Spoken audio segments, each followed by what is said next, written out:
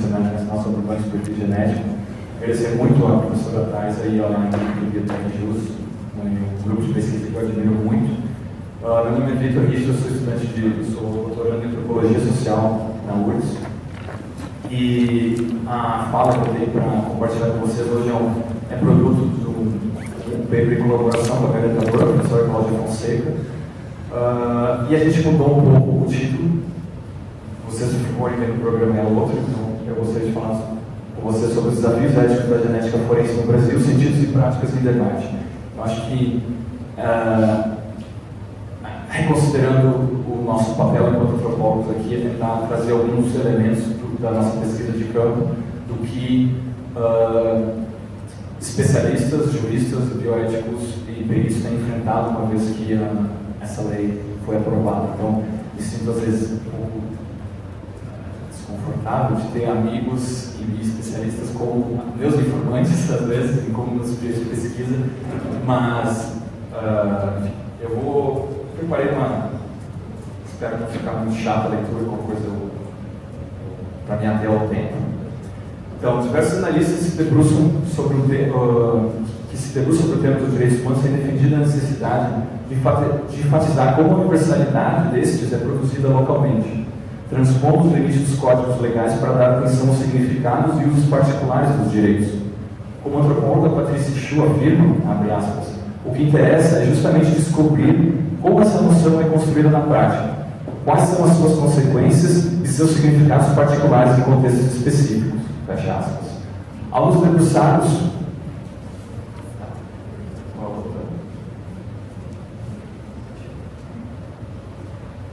a chegada dos bancos fecha aspas para o professor Patrícia. Ao nos debruçarmos sobre os comentários de diferentes especialistas que transitam entre as áreas do direito, da bioética e da perícia criminal, em torno da lei que criou os bancos de perfis genéticos, vemos emergir novas maneiras de definir direitos e os sujeitos que merecem gozar desses direitos.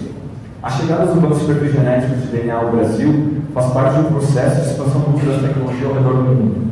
Segundo a Forensic Genetics Policy Initiative, mais de 120 países já possuem a tecnologia ou encontram-se em processo de ingressão dos seus bancos nacionais de perfis genéticos. Como podemos perceber, ao nos aproximarmos de especialistas empenhados em introduzir e discutir os usos dessa tecnologia, a chegada ao Brasil dos bancos de perfis genéticos para fins criminais é enredada num processo de inovação tecnolegal ainda em andamento. Nesse cenário, surgem soluções ad hoc elaboradas para dilemas que emergem no enquadramento legal do uso da tecnologia, bem como da prática cotidiana da investigação criminal no país. Negociam-se novos sentidos, novas práticas sobre o que é tecnologicamente eficaz, moralmente desejável e legalmente permitido. Nessa comunicação, procuramos entender a implicação de direitos humanos e aspectos éticos desse artefato da tecnologia moderna. Ao seguir o banco de dados de perfil genético nas suas manifestações do global ao local, das preocupações jurídicas mais abstratas às práticas laboratoriais e administrativas mais concretas, estaremos buscando mapear a particularidade do processo de introdução das tecnologias no Brasil. É num contexto de autoridade epistêmica da genética, em sua capacidade de revelar a verdade entre aspas, sobre as identidades individuais, combinadas às esperanças na ciência e tecnologia como solução para questões urgentes de segurança, que devemos situar nossas observações sobre o processo de introdução dos bancos de perfil genético para fins criminais no Brasil. Na conjunção entre a autoridade científica e urgência das políticas para a segurança, podemos observar a emergência de duas questões que parecem mobilizar maior atenção e preocupação por parte dos diferentes especialistas brasileiros. A primeira questão, frequentemente levantada por especialistas do direito e bioética, refere-se à relação entre o caráter obrigatório da coleta de amostras biológicas condenados por crimes hediondos com os princípios legais que orientam garantias constitucionais e tratados internacionais sobre direitos humanos. De tarde, a gente teve diversas apresentações de pesquisadores aqui do Biotecjus, e esse era o principal tema do debate: como darmos conta da persecução criminal e garantias constitucionais com o uso do banco de perfil genético. Essa relação encerra as seguintes dúvidas: os casos criminais do DNA é ou não é uma forma de autoincriminação? A sua extração obrigatória é uma violação potencial de direitos fundamentais? O O termo de consentimento livre esclarecido é suficiente para conter abusos? Quais são as negociações entre diferentes esferas de autoridade jurídica e executiva que garantem a ética do procedimento? Nossa segunda questão se remete a uma área que, por ser considerada técnica, aparece menos nas discussões sobre ética, aquela do aparato administrativo e tecnológico necessário para assegurar a máxima precisão do procedimento. Inspirados em análises dos estudos sociais da ciência e da tecnologia, entendemos que não é possível separar técnica de ética. Vender uma técnica como padrão ouro, que na prática, por diversas razões, pode se mostrar perigosamente falha, nos parece uma infração ética dos direitos básicos das pessoas que também é necessário. Então, para sublinhar algumas questões que emergem no campo do direito da bioética com relação à obrigatoriedade da coleta e garantias constitucionais, eu gostaria de iniciar pela relação entre identificação criminal e prova do crime. Como a maioria dos presentes sabe, a Lei 2.654 alterou eu acho que eu vou pular essa parte, porque essa parte foi discutida e eu acho que eu não tenho muito a contribuir. Na verdade, o meu interesse de pesquisa em juristas e os especialistas que discutem isso são vocês, sabem. Vocês fazem essa discussão muito melhor que eu, então eu vou estar repetindo, coisas já discutidas, eu vou pular essa parte, inclusive pelo adiantado para fora. E vou pular para a parte que eu acho que é uma contribuição que a antropologia pode dar, que são o que está acontecendo na prática, quais são os dilemas que peritos e juízes e advogados estão enfrentando uma vez que a lei foi aprovada e quando começou a ser usada.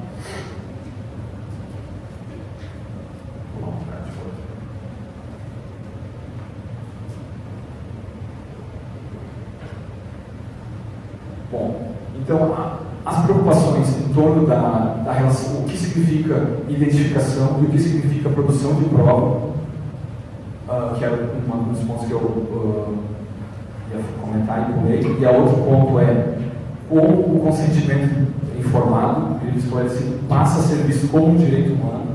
Essa transição de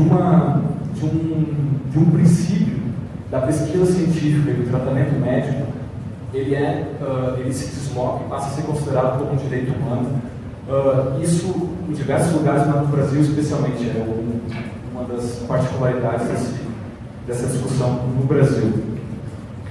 Bom, então, tendo em vista essas duas preocupações que eu não abordei, passei rapidamente, essas preocupações e discussões, podemos perceber que a coexistência de princípios éticos e recomendações internacionais acerca da coleta e uso de informações genéticas com práticas que tornam a coleta obrigatória tem incentivado as transformações da noção de consentimento.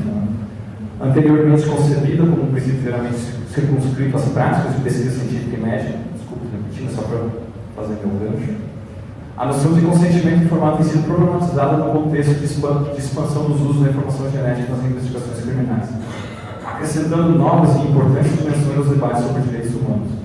No entanto, do ponto de vista antropológico, mais do que debates legais e teóricos, parece interessante interrogar como esses princípios, esses debates, chegam a situações cotidianas e são performados nas práticas de peritos policiais, gestores, juízes e advogados.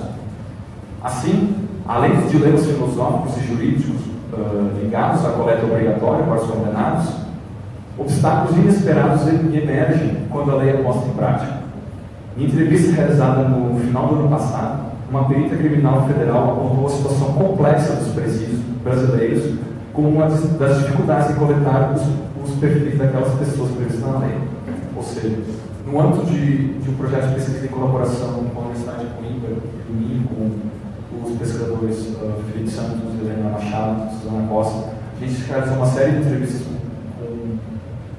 com peritos criminais e outros especialistas na área. E uma das coisas que foi emergindo foi como lidar com o aspecto obrigatório da lei.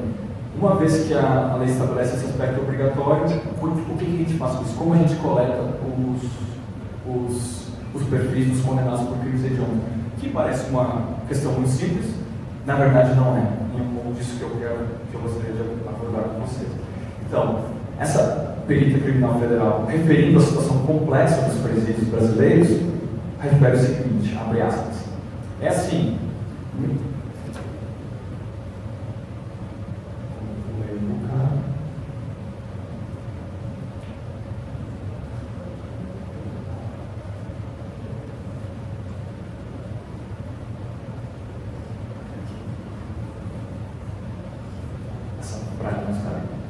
É assim, mesmo que o cara, o prisioneiro, vá para uma sala específica para você coletar, tu vai ter que entrar na prisão, porque o cara não vai poder sair de lá para fazer a coleta. O risco que envolve entrar nos presídios não é o único obstáculo que os peritos e peritas têm encontrado para realizar coletas obrigatórias. Em outros estados, além do Rio Grande do Sul, houve tentativas justamente de levar os condenados até o laboratório, o que envolveria inúmeros trâmites burocráticos e de segurança. No Rio de Janeiro, por exemplo, o diretor do Instituto de Pesquisa e Perícia e Genética Forense, o perito biomédico Rodrigo Garrido, que está presente conosco, se dirigiu ao juiz da Vara de Execuções Penais do Rio de Janeiro para elaborar um plano para mobilizar os condenados e realizar a coleta. Porém, tal iniciativa mostrou-se mais complicada do que o esperado.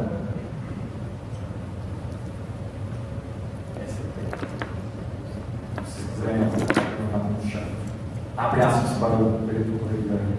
Infelizmente, recebi a notícia lá do juiz que isso não tinha nada a ver com ele. Então, hoje, não sei exatamente como fazer.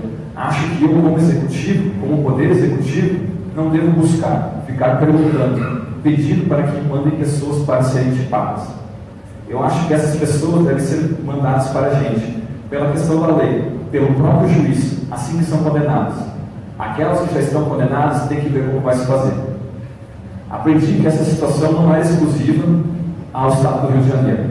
Com exceção de 3 estados, Pernambuco, Bahia e Rio Grande do Sul, todos os laboratórios estaduais estavam encontrando dificuldades para efetuar a coleta de pessoas condenadas por crimes hediondos.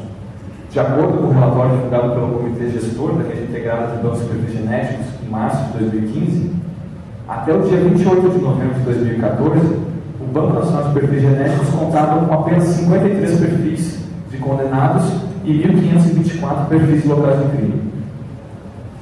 Dadas as características particulares de cada estado, se a perícia é separada da polícia ou não, se há uma presença forte de peritos federais no estado, ajuda a tornar mais eficaz a perícia, porque a perícia federal tende a contar com mais investimentos e recursos do que as perícias estaduais.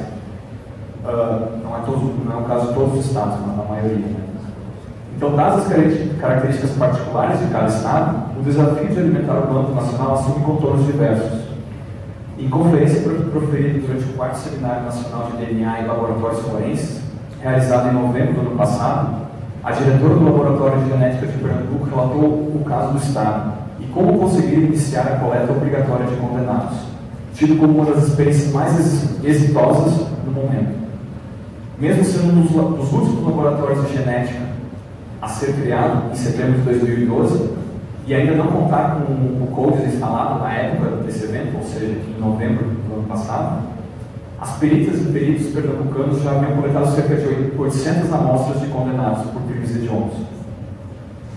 Aproveitando o momento de criação de um programa de governo estadual chamado Pacto pela Vida, os peritos conseguiram sensibilizar autoridades estaduais e do Poder Judiciário para a importância do banco de perfis genéticos. Segundo a diretora, essa sensibilização foi feita mostrando dados.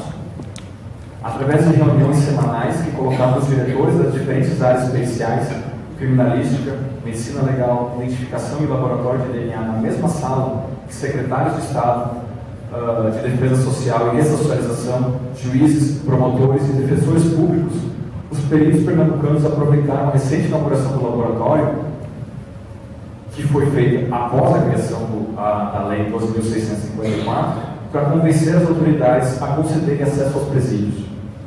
As dúvidas do representante da Defensoria Pública foram rebatidas. Nessas reuniões, a perita comenta que a aceitação da entrada nos presídios para a coleta dos perfis de condenados por crimes hediondos não houveram muitas oposições e críticas não foram levantadas, com exceção do representante da Defensoria Pública.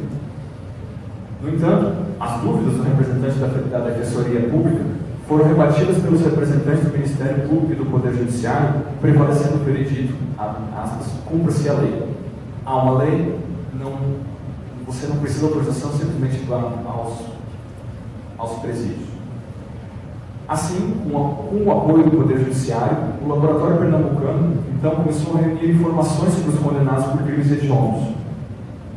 De acordo com a diretora do laboratório, a primeira penitenciária, apesar de ser grande, de regime fechado, com alguns dos detentos mais perigosos do Estado, foi escolhido por ser próximo da capital, o que é um aspecto importante dado o tamanho da equipe, de apenas 4 peritos alocados no Recife. Eu não lembro se eles têm um laboratório interior, mas enfim. Esse laboratório, essa penitenciária foi escolhida porque se tornava mais fácil fazer a coleta com uma pequena equipe.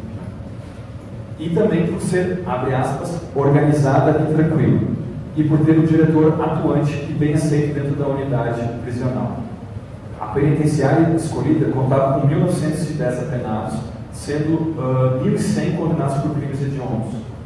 Entre estes, a equipe optou por iniciar a coleta por aqueles prisioneiros chamados concessionados, que, de acordo com a diretora, abre aspas, são aqueles que eu comecei a chamar de preso bonzinho.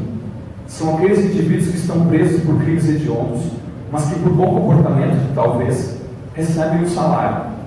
Então, eles, os administradores da penitenciária, achavam que por esse motivo eles não iriam se recusar.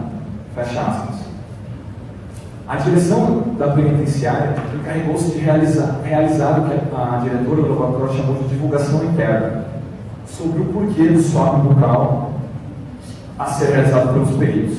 Essa divulgação interna desincumbiu os peritos do laboratório dessa tarefa de divulgar e explicar para os detentos por que os peritos estavam coletando a amostra bucal. Sabemos apenas, através do relato da diretora, que devido a essa orientação prévia, poucos presos perguntaram o que os peritos estavam fazendo ali na penitenciária, em uma sala separada dos pavilhões, esfregando ácidos de plásticos em suas bocas, tirando fotografias e pedindo que assinasse um documento chamado Registro de Coleta Compulsória. Abre aspas para a diretora do laboratório. Eles não questionaram. Pouquíssimos chegaram e perguntaram: doutora, isso é para quê? A grande maioria abre a boca e pronto. Além das dificuldades, dos dilemas encontrados para a coleta obrigatória nos presídios, e além dos debates sobre o significado acerca da identificação criminal, produção de prova, consentimento informado e direitos humanos, o banco dos perfis genéticos a fim de persecução criminal também proporciona desafios da prática cotidiana da perícia forense. A percepção de que a credibilidade de um teste de DNA depende de uma série de associações e mediações, geralmente expressa através do termo cadeia de custódia, tende a ser ofuscada pela promessa de precisão científica e combate à violência que reveste a tecnologia dos bancos de dados em debates públicos. Uma precisão apresentada como caixa preta e não como um efeito de um agregado de práticas laboratoriais, sequenciamento genético, por exemplo, práticas policiais, como a coleta e preservação do local de crime, e práticas administrativas, como o registro da rastreabilidade dos vestígios coletados. Durante as discussões sobre a lei que regulariza o uso dos bancos no Brasil, cursos de capacitação sobre os locais de crime multiplicados pelo país, juntamente aqueles cursos sobre genética forense. O Seminário Nacional de Criminalística, realizado em 2002 na cidade de Porto Alegre, uma sessão especial discutia a cadeia de custódia. Nesta, a perita coordenadora da mesa expressava sua preocupação com a cadeia de custódia nos seguintes termos, abre aspas: não adianta termos tecnologias avançadas, exames incontestáveis, resultados incontestáveis, se na origem da prova pericial o vestígio pode ser contestado por ser tratado de uma forma inábil. Fecha aspas. Isto é, antes de se tornar habilitada para resolver os problemas de casos não solucionados no país, a chegada dos bancos de perfis genéticos cria novos problemas. A cadeia de custódia, por mais tenha sido uma preocupação de peritos há bom tempo, é com a genética forense, com a chegada dos bancos de perfis genéticos, que se torna um dos principais problemas para a produção de uma prova e o uso da ciência e tecnologia na justiça criminal. Em uma entrevista no final de 2014, com um perito criminal federal, também realizado no âmbito do projeto de colaboração com a equipe da Universidade de Coimbra e do Minho, aparecia novamente a cadeia de custódia como o principal desafio da polícia brasileira. O perito criminal federal entrevistado, com mais de 12 anos de experiência em genética forense, considera uma prova de DNA, abre aspas, praticamente inquestionável. Ao mesmo tempo, ele reconhece a vulnerabilidade da produção da prova, frisando que a cadeia de custódia envolve uma rede de profissionais que se estende muito além do laboratório propriamente dito, e nem todos possuem a mesma apreciação do rigor científico. Apesar da importância da cadeia de custódia ser sublinhada nas academias de polícia, segundo esse perito, os ensinamentos não estariam sendo postos em prática no dia a dia. Nós temos um problema sério. A polícia militar, em geral, o primeiro profissional a chegar no local de crime não trabalha com o que ele chama de valorização da prova. Abre aspas para o perito criminal federal. Vou dizer para vocês, a primeira coisa que eles fazem quando tem um tiroteio com um ferido ou com um morto no local, eles chegam e isolam. Até tem um treinamento certinho para fazer o isolamento, que muitas vezes se restringe a uma área muito pequena que não atende todo aquele local de crime. Mas a primeira coisa que eles fazem é o quê? Tinha um monte de munição espalhada e fiquei com medo de perder. Então coletei para ti e te entrego um bolinho na mão. Fecha aspas. Se a cadeia de custódia já era um problema, mesmo no caso da perícia à base de tecnologias clássicas, balística, impressão digital, tantas outras. Com a investigação genética e as consequentes dificuldades para a preservação das cenas de crime, ela se torna uma das principais preocupações da perícia brasileira. A chegada dos bancos de perfis genéticos e a acentuação das preocupações com a cadeia de custódia por parte dos peritos permitem observar como a prática da produção da precisão e do desvelamento da verdade, entre aspas, é muito mais instável e sensível às práticas cotidianas da atividade policial. De fato, o perito em questão reconhece que existem problemas semelhantes à produção da prova, desse tipo de prova no mundo inteiro. Não é um aspecto exclusivo ao Brasil, não é porque o Brasil não sabe fazer isso direito, mas é inerente ao uso da genética forense. Abre aspas para o perito federal criminal. Desculpa, perito criminal federal. Onde é que se questiona a prova de DNA? É na questão da cadeia de custódia. É como aquele vestígio virou uma amostra de DNA que foi analisada depois. Ninguém questiona dentro do laboratório o resultado em si, mas se questiona como esse vestígio biológico virou essa evidência de DNA. Fecha aspas. No entanto, o perito destaca como no Brasil não aparece quem coloque sistematicamente esse tipo de dúvida. Abre aspas novamente. No Brasil, acho que a gente tem sorte, porque nenhum advogado até o momento começou a questionar isso. Ninguém pensou ainda em questionar essa situação. Ninguém nunca disse assim, não, esse DNA foi mal feito. Nunca falou como foi a coleta, como foi o armazenamento, na mão de quem passou esse vestígio biológico. Então, eu acho que esse é o grande furo que a gente tem no Brasil, que daqui a pouco ele vai ser descoberto. Fecha aspas. Os peritos brasileiros, atentos aos debates internacionais na área de genética forense, demonstram preocupações com a vulnerabilidade do processo. Suas preocupações resultaram no estudo da Senasp, da Secretaria Nacional de Segurança Pública, realizado entre 2011 e 2012, sobre a perícia criminal no país, no qual foram apontadas inúmeras carências. Os resultados obtidos foram ao encontro daquilo que os peritos forenses alertavam a partir de suas experiências cotidianas. Não havia, até 2011, procedimentos claramente estabelecidos de cadeia de custódia na criminalística brasileira. Nenhum dos 11 laboratórios existentes, então, já foram criados outros, afirmou realizar o registro numérico, bem como o lacre dos vestígios do local de crime. Entre eles, os 6 laboratórios de genética, incluindo os 6 laboratórios de genética na época. Apenas 2 laboratórios de DNA afirmavam possuir local adequado para guardar amostras, de modo que suas características não fossem alteradas.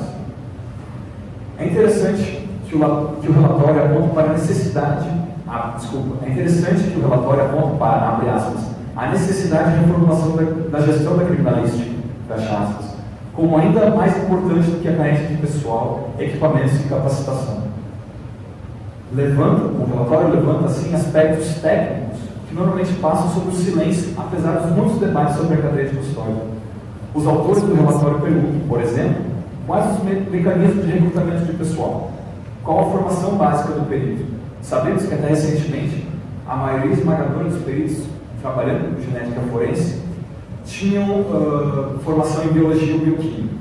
Só muito recentemente foi possível organizar concursos visando especialistas em genética, mas há poucas vagas e a maioria dos peritos continua a ser antiga, com formação geral.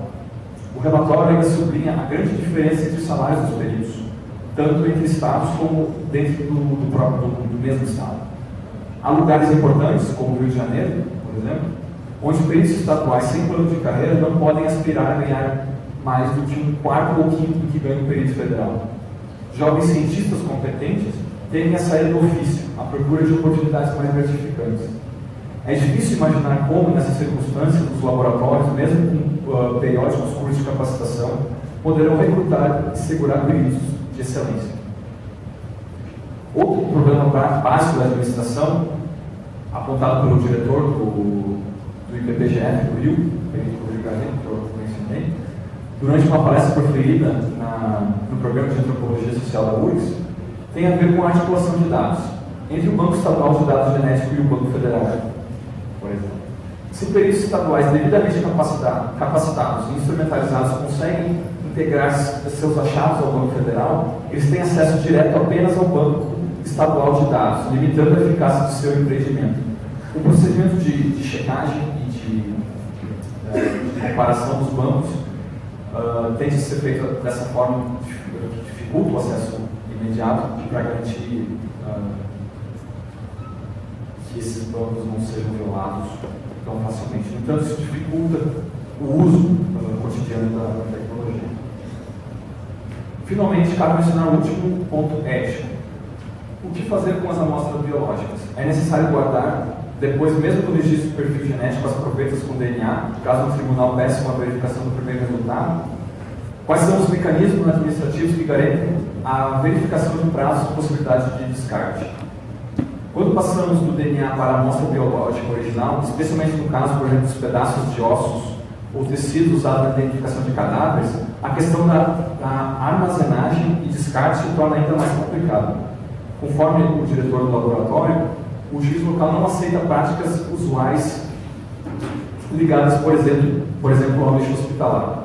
Exige que saia permissão jurídica para que cada nova amostra de material biológico a ser descartada.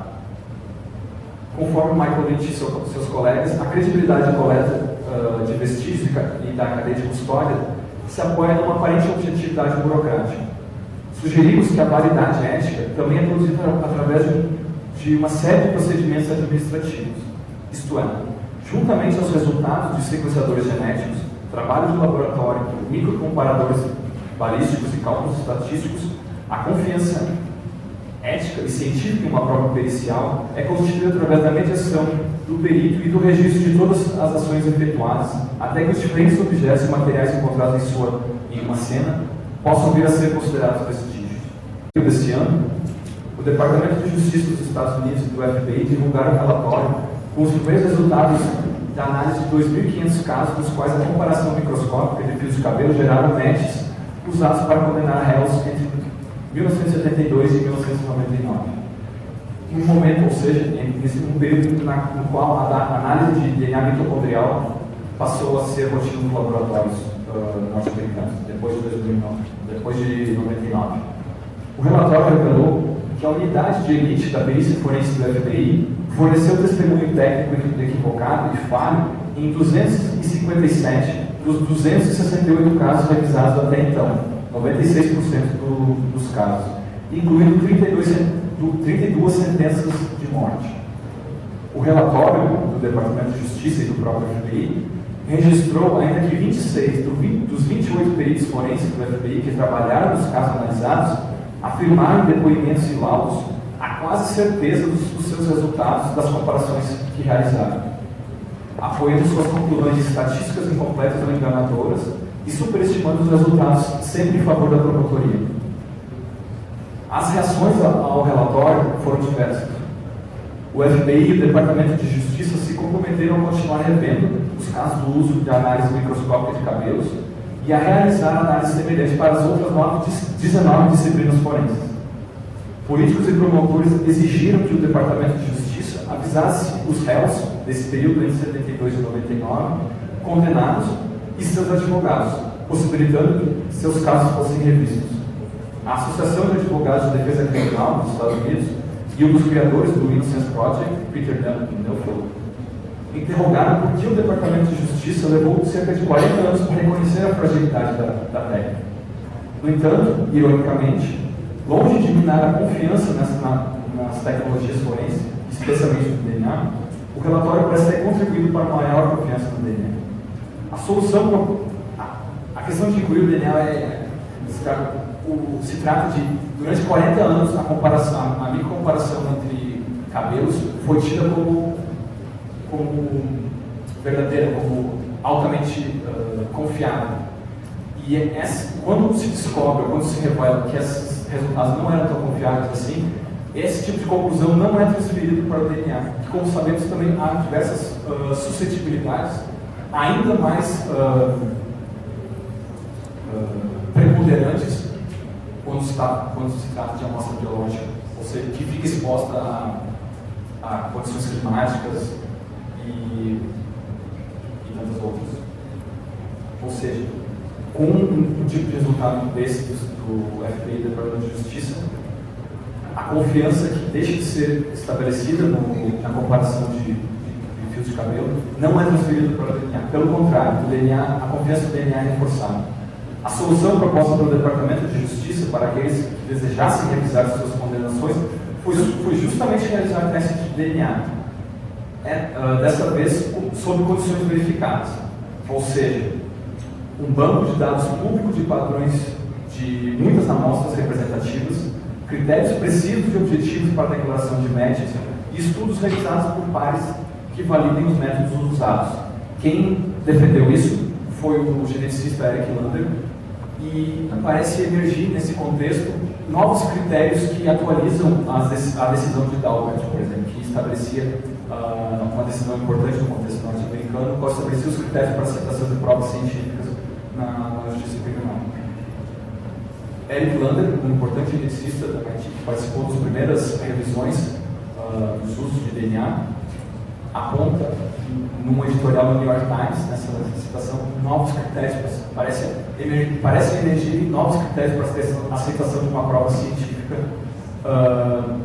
em contexto criminal, que comporte, destaca, um banco de dados públicos de padrões de muitas amostras representativas, ou seja, DNA mais uma se torna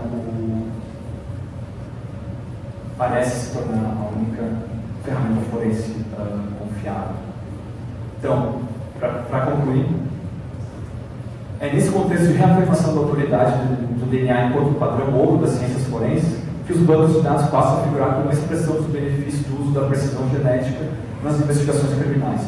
No entanto, enquanto a tecnologia de bancos de DNA para fins criminais avança por diferentes cenários técnicos legais ao redor do mundo, as associações entre elementos simbólicos, materiais, políticos, econômicos, éticos e técnicos em cada contexto não podem ser reduzidos a uma única lógica, geralmente importada dos países de referência, seja Estados Unidos, Inglaterra, França ou geralmente países do norte.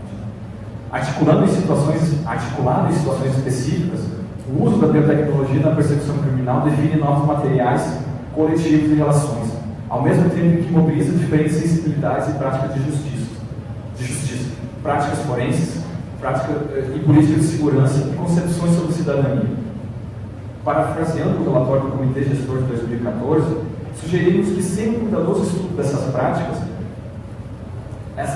desses sentidos e dessas articulações, não alcançaremos, abre aspas, para o relatório do Comitê Gestor, o fortalecimento do arcabouço probatório e a consequente redução da impunidade, e muito menos alcançaremos um serviço fundamental para a proteção dos direitos humanos, das vítimas, dos acusados e dos criminosos. Fecha aspas, desculpa ter me alongado. Muito obrigado.